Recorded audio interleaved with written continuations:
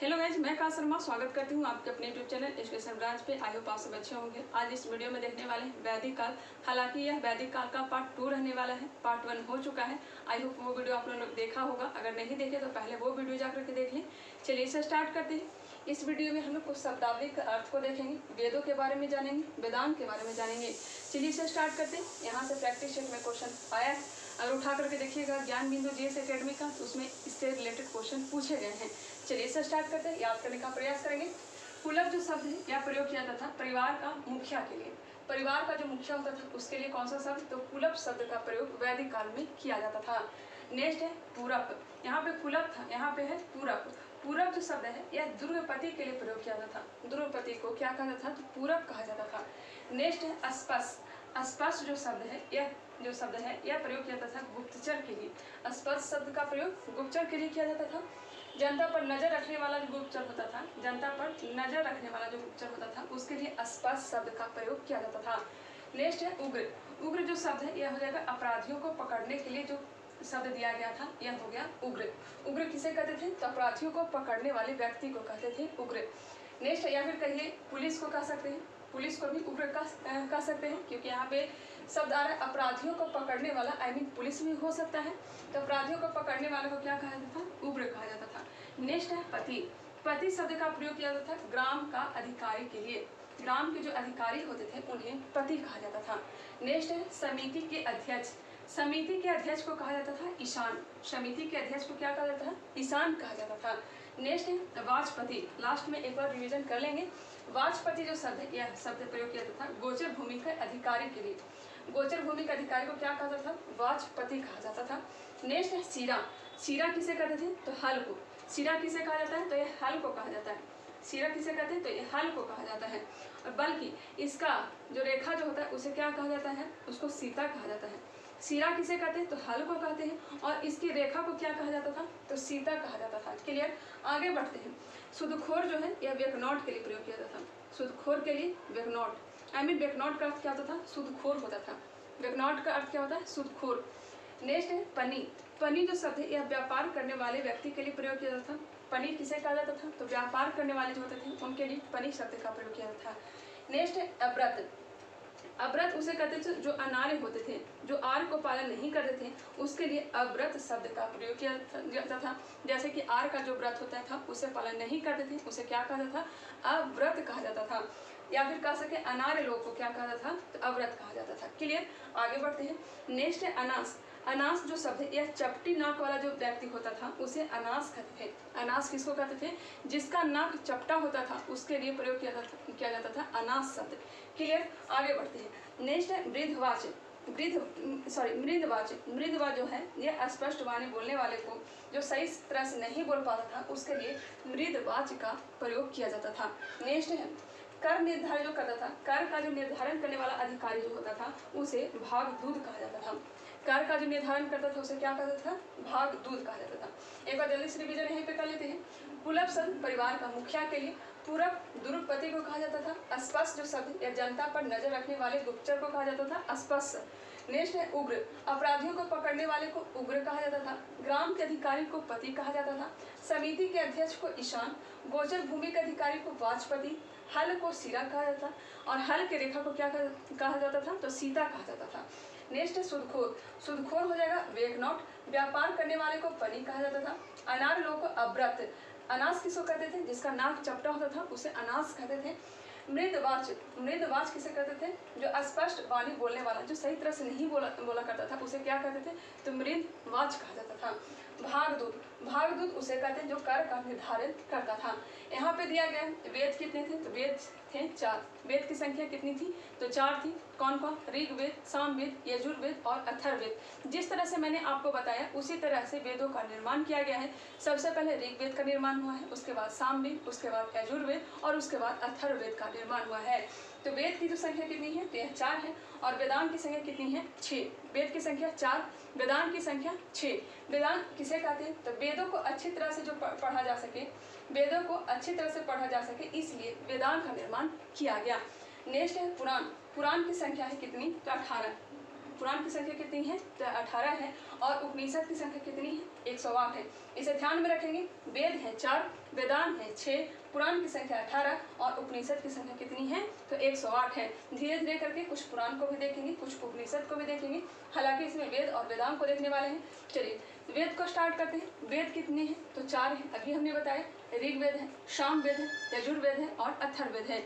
इसी क्रम में वेद का निर्माण हुआ है। सबसे प्राचीन जो वेद है और सबसे बड़ा जो वेद है यह कौन सा वेद है? यह ऋग्वेद है। कौन सा वेद है? ऋग्वेद। ऋग्वेद का अर्थ क्या होता है? तो ऋग्वेद का अर्थ होता है ऋचाओं का क्रमबद्ध ज्ञान का संग्रह।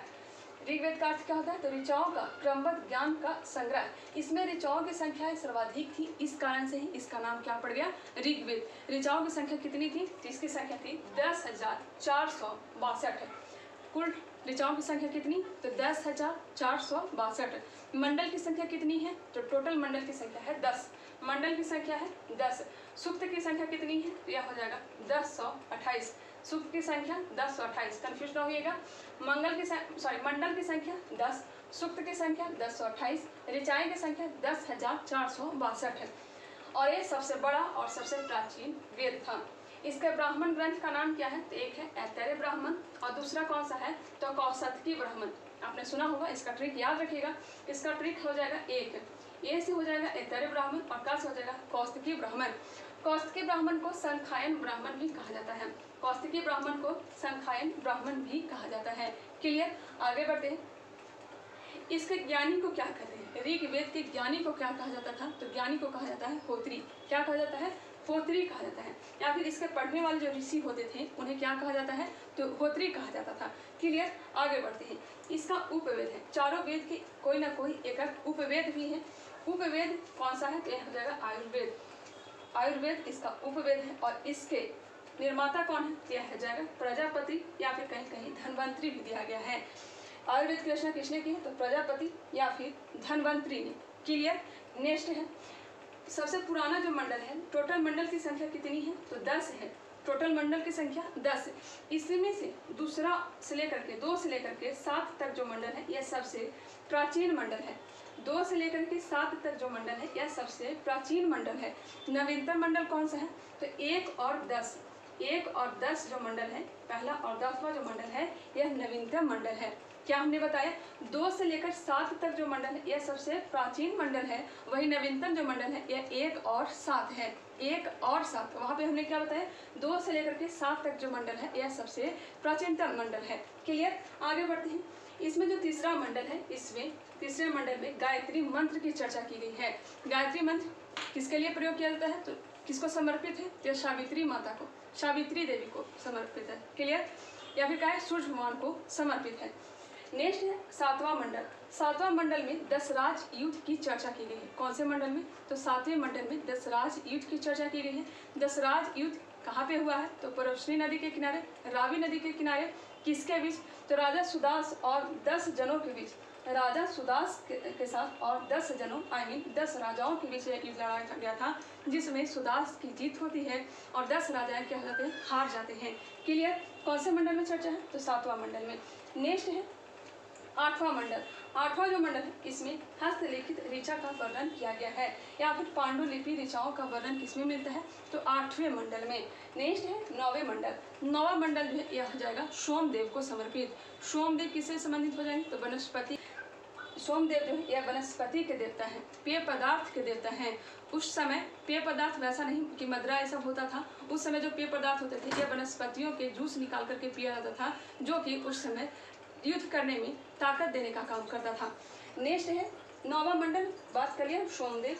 10वां मंडल में 4 वर्णों की बात की गई है। चतुष्वर्णीय समाज की चर्चा की गई है। कौन से मंडल में? तो 10वां मंडल में। ए वर्ण का निर्धारण किसके अनुसार होता था? तो कार्य के अनुसार होता था। ब्राह्मण, क्षत्रिय, वैश्य और शूद्र। ब्राह्मण, क्षत्रिय, वैश्य और शूद्र। ब्राह्मण जो होते थे यह कहाँ से उत्पत्ति होती थी? जब ब्रह्मा की, परमेश्वर की मुख से ब्राह्मण की उत्पत्ति होती थी। भुजाओं से क्षत्रिय, जांघ से वैश्य और पैर का जो तलवा होता था वहां से उत्पन्न हुआ है शूद्र। ये बात कही गई है ऋग्वेद के 10वें मंडल में। आई होप यह क्लियर हो चुका होगा। चलिए आगे बढ़ते हैं। नेक्स्ट देखते हैं सामवेद। एक बार लास्ट में रिवीजन कर लेंगे। सामवेद जो है यह भारतीय संगीत का जनक है। भारतीय संगीत का जनक किसे कहते हैं? तो सामवेद को कहा जाता है। इसके पाठकर्ता को उदात्री या फिर उद्गाता कहा जाता है। उदाती या उद्गाता किसे कहते हैं? जो सामवेद का जो पठन पाठन करता है उसके ऋषि को क्या कहते हैं? तो उदात्री या फिर उद्गाता कहा जाता है। नेक्स्ट है इसका उपवेद। सामवेद का जो उपवेद है यह हो जाएगा गंधर्व वेद। उपवेद गंधर्व वेद है। और इसके जो ब्राह्मण ग्रंथ हैं इनका नाम ध्यान रखिएगा। ब्राह्मण ग्रंथ कौन कौन सा है? ब्राह्मण ग्रंथ कौन कौन सा है? एक तो याद होगा पंचविश और षड्विश, हमने कितने बार प्रैक्टिस सेट में कराया है। पंचविश को तांडव ब्राह्मण भी कहा जाता है। पंचविश ब्राह्मण को तांडव ब्राह्मण भी कहा जाता है। और भी ब्राह्मण ग्रंथ, एक हो जाएगा वंश ब्राह्मण, दूसरा हो जाएगा संविधान ब्राह्मण, मंत्र ब्राह्मण और जमनीय ब्राह्मण। कितने? एक हो जाएगा पंचविश ब्राह्मण, दूसरा है षड्विश ब्राह्मण, तीसरा है संविधान ब्राह्मण, चौथा है वंश ब्राह्मण और पांचवा जो यह जमनीय ब्राह्मण है और छठा जो है यह मंत्र ब्राह्मण। टोटल जो ब्राह्मण ग्रंथ हैं यह 6 दिए गए हैं। कौन कौन सा? एक बार फिर से देख लेते हैं। पंचविश, षड्विश, वंश ब्राह्मण, मंत्र ब्राह्मण, जमनीय ब्राह्मण और संविधान ब्राह्मण। क्लियर? यहाँ से क्वेश्चन पूछे जाते हैं, इसलिए मैंने बता दिया। चलिए आगे बढ़ते हैं। यजुर्वेद में जो चर्चा है यह इसमें जो चर्चा यह कर्मकांड की चर्चा की गई है। वही ऋग्वेद में ईश्वरों की महिमा की बात कही गई है। सामवेद में संगीतों के बारे में बात कही गई है। सा रे ग म प जो मिलता है यह सामवेद में ही मिलता है। कर्मकांड की जो चर्चा में थी यह यजुर्वेद में। यजुर्वेद को गद्य और पद दोनों में निर्माण किया गया है। गद्य एवं पद कहें तो कहानी में भी और कविता में भी इसका निर्माण किया गया है। नेक्स्ट है इसका जो उपवेद है यह है धनुर्वेद और पद में लिखा गया है। अब इसके ब्राह्मण ग्रंथ को देखते हैं तो पता ही होगा शतपथ ब्राह्मण और एक तैत्तरीय ब्राह्मण। शतपथ ब्राह्मण और तैत्तरीय ब्राह्मण। सब ब्राह्मण को कृष्ण यजुर्वेद में रखा गया है। गद्य और पद, गद्य में जो लिखा गया है कृष्ण यजुर्वेद और पद को लिखा गया है शुक्ल यजुर्वेद। शुक्ल यजुर्वेद को 2 भागों में बांटा गया है, एक कृष्ण यजुर्वेद और एक हो जाएगा शुक्ल यजुर्वेद। कृष्ण यजुर्वेद को गद्य में लिखा गया है और शुक्ल यजुर्वेद को किस में लिखा गया? तो पद में लिखा गया है। शतपथ ब्राह्मण है जो शुक्ल यजुर्वेद का ही है और तैत्तरीय ब्राह्मण ग्रंथ है यह कृष्ण यजुर्वेद का ब्राह्मण ग्रंथ है। क्लियर? यहाँ पे ध्यान दीजिएगा। स्त्री को पुरुष की जो अर्धांगिनी कहा गया है यह किसमें कहा गया? तो शतपथ ब्राह्मण में ही। स्त्री को पुरुष की अर्धांगिनी शतपथ ब्राह्मण में कहा गया है। नेक्स्ट है अथर्ववेद। अथर्ववेद का जो रचना किया अथर्वा ऋषि ने और इसके इसके जो उपवेद है यह हो जाएगा गोपथ। इसके उपवेद का नाम क्या हो जाएगा? गोपथ हो जाएगा और इसके पाठकर्ता को कहा जाता है ब्रह्मा। अथर्ववेद के पाठकर्ता को क्या कहा जाता है? तो ब्रह्मा कहा जाता है। नेक्स्ट है अथर्ववेद में ही सभा और समिति को प्रजापति की 2 पुत्रियां कहा गया है। सभा और समिति को प्रजापति के 2 पुत्रियां किसमें कहा गया है? अथर्ववेद में ही। आई होप इतनी बातें क्लियर हो गई होगी। चलिए आगे बढ़ते हैं। अब देखते हैं वेदांग। वेदांग की जो संख्या है यह कितनी है? तो 6 है। वेदांग की संख्या कितनी है? 6 है। ये क्वेश्चन में आता है, ऑप्शन 4 दिए रहेंगे, इसमें से छांटना होगा कि इसमें से कौन सा वेदांग नहीं है। गौर करिएगा, व्याकरण, ज्योतिष, निरुक्त, शिक्षा, कल्प और छंद। वेदांग कौन कौन से हैं? तो 6 हैं। कौन कौन सा? तो व्याकरण, ज्योतिष, निरुक्त, शिक्षा, कल्प, छंद। 2-4 बार इसे दोहराइएगा, आराम से याद हो जाएगा। व्याकरण, ज्योतिष, निरुक्त, शिक्षा, कल्प और छंद। क्लियर? नेक्स्ट है पुरुषार्थ। पुरुषार्थ की जो संख्या है यह 4 है। पुरुषार्थ की संख्या कितनी है? तो 4 है। कौन कौन से हैं? तो धर्म, अर्थ, काम, मोक्ष। धर्म, अर्थ, काम, मोक्ष। कौन कौन सा पुरुषार्थ है? तो 4 है। धर्म है, अर्थ है, काम है और मोक्ष है। नेक्स्ट है ऋण। ऋण कितने प्रकार के होते हैं? तो 3 प्रकार के। यहाँ से भी क्वेश्चन आता है कि कौन सा इसमें ऋण नहीं है। खास करके मात्रेय ऋण दे दिया जाता है जो कि ऋण में नहीं आता है। कौन सा ऋण में आता है? एक होता है पितृ ऋण, दूसरा है ऋषि ऋण और तीसरा कौन सा है? देव ऋण। पितृ ऋण, ऋषि ऋण और देव ऋण। चलिए क्लियर हो गया होगा। जल्दी से एक बार फिर से यहाँ पर देख लेते हैं। इसे तो याद कर ही लिए होंगे। वेद की संख्या है 4, वेदांत की संख्या है कितने? तो 6 है। पुराण की संख्या 18 और उपनिषद की संख्या कितनी है? 108 है। वेद जो है सबसे पहले इसकी रचना की गई थी ऋग्वेद का, उसके बाद सामवेद, यजुर्वेद और अथर्ववेद। वेद त्रय में जो आते हैं उसमें आते हैं ऋग्वेद, सामवेद और यजुर्वेद। अथर्ववेद वेद त्रय में नहीं आते हैं। नेक्स्ट है ऋग्वेद में क्या है? तो आप लोगों को पता ही होगा, ईश्वर की महिमा की गई, ईश्वरों की स्तुति की गई है। आप लोगों को पता ही होगा इंद्र की चर्चा 250 बार, पिछले वाले वीडियो में हमने करवाया था। इंद्र की चर्चा 250 बार मिलती है। और वही आग की चर्चा, अग्नि की चर्चा कितनी बार मिलती है, तो 200 बार मिलती है। तो इसमें ईश्वरीय महिमा की बात कही गई है। और ऋग्वेद का अर्थ होता है ऋचाओं का क्रमबद्ध ज्ञान। मंडल की संख्या है 10, सूक्त की संख्या है 1028 और ऋचाओं की संख्या कितनी है, तो 10,462। सबसे बड़ा, सबसे प्राचीन जो वेद है यह ऋग्वेद ही है। इसके ब्राह्मण ग्रंथ का नाम है ऐतरेय ब्राह्मण और कौस्तुकी ब्राह्मण, और इसके पढ़ने वाले को होत्री कहा जाता है। ऋग्वेद को पढ़ने वाले को होत्री कहा जाता है। इसका उपवेद का नाम है आयुर्वेद। आयुर्वेद की रचना प्रजापति या फिर धन्वंतरि ने। सबसे पुराना मंडल 2 से 7, सबसे नवीनतम मंडल 1 और 10। नेक्स्ट है तीसरे मंडल में गायत्री मंत्र की चर्चा। रचना किसने किया है, तो विश्वामित्र ने। गायत्री मंत्र की रचना विश्वामित्र ने। सावित्री माता को समर्पित है, सूर्य भगवान को समर्पित है। नेक्स्ट है 7वां मंडल दशराज युद्ध का चर्चा। सुदास और 10 जनों के बीच परुष्णी नदी के किनारे लड़ा गया था, रावी नदी के किनारे, जिसमें सुदास की जीत होती है, 10 राजा हार जाते हैं। नेक्स्ट है 8वां मंडल। इसमें 8वें मंडल में ही हस्तलिखित ऋचाओं का वर्णन किया गया है, पांडुलिपि का वर्णन किया गया है, पांडुलिपि ऋचाओं का वर्णन किया गया है। 9वें मंडल सोमदेव, जो किन्हें समर्पित है, अगले वीडियो में देखने वाले और भी डिटेल।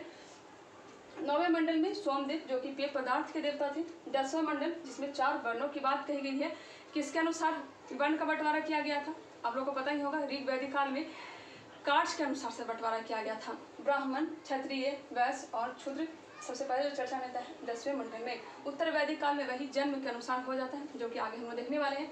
सामवेद भारतीय संगीत का जनक सामवेद को कहा जाता है। इसके पाठ्यकर्ता को उदात्री या फिर उद्गाता कहा जाता है। इसके उपवेद का नाम है गंधर्व वेद। ब्राह्मण ग्रंथ पंचविश, षड्विश, पंचविश को तर्डय कहा जाता है। शाम विधान ब्राह्मण, वंश ब्राह्मण, जमनीय ब्राह्मण, मंत्र ब्राह्मण, ये सब किसका ग्रंथ है, तो यह हो जाएगा सामवेद का।